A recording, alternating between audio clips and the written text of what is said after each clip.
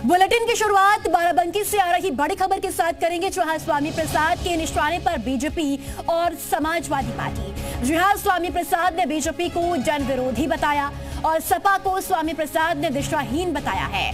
मायावती ही थी असली मुख्यमंत्री, स्वामी प्रसाद मौर्य ने कहा। इसके अलावा कहा कि मायावती ने अब बाबा साहिब के आदर्शों से नाता जोड़ा है, तो जनता ने भी मायावती से नाता तोड़ लिया। तो स्वामी प्रसाद मौर्य का बयान सामने आया है। आपको बताते चले कि समाजवादी पार्टी और बीजेपी पर निशाना साधते हुए नजर आए। देखिए, अगर सबसे अच्छा मुख्यमंत्री की अगर जो नाम लिए इन तीनों में अगर सबसे अच्छे मुख्यमंत्री की बात आएगी तो मुख्यमंत्री के रूप में सुश्री मायावती का जो कार्यकाल था वो ऐतिहासिक था।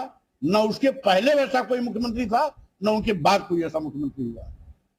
लेकिन ये इत्तेफाक है कि बहन जी अब वो बहन जी नहीं रही जिनकी हनक, जिनके कानून राज की धमक पूरे प्रदेश में ही नहीं देश में सुना जाता था। क्योंकि बाबा साहब के मिशन और मानवर काशीराम के सामाजिक परिवर्तन आंदोलन से उन्होंने नाता तोड़ लिया, इसलिए उत्तर प्रदेश और देश की जनता ने उनसे भी नाता तोड़ लिया। और चलिए, ज्यादा बातचीत के लिए हमारे साथ समाजवादी पार्टी के प्रवक्ता भुवन भास्कर जोशी जी जुड़ चुके हैं। जोशी जी, बहुत स्वागत है आपका जी उत्तर प्रदेश उत्तराखंड पर। सवाल की शुरुआत यहीं से की स्वामी प्रसाद मौर्य का बयान आपने सुना होगा।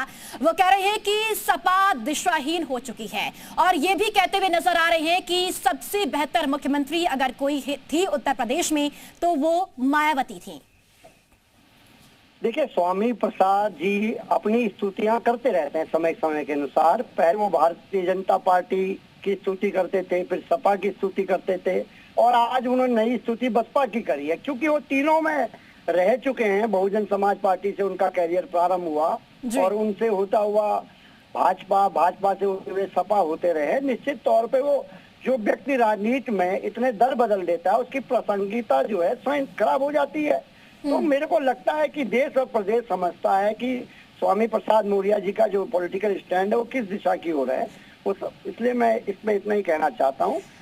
भुवन भास्कर जोशी जी, सवाल ये भी यहाँ पर है कि ऐसा क्यों लग रहा है कि आखिर अब इतनी कड़वाहट स्वामी प्रसाद मौर्य के जहन में समाजवादी पार्टी के लिए?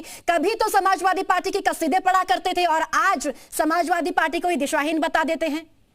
मैं वही विषय कह रहा हूँ। भाजपा में भी रहे, भाजपा के लिए क्या कह रहे हैं, भाजपा के लिए भी वो इसी तरह के शब्दों का इस्तेमाल कर रहे हैं। सपा में रहे तो उनके लिए भी इसी तरह के शब्दों का इस्तेमाल कर रहा है। और स्वामी प्रसाद मौर्य जी को देश और प्रदेश गंभीरता से नहीं लेता है। चलिए, बहुत शुक्रिया जोशी जी उत्तर प्रदेश उत्तराखंड से बातचीत के लिए।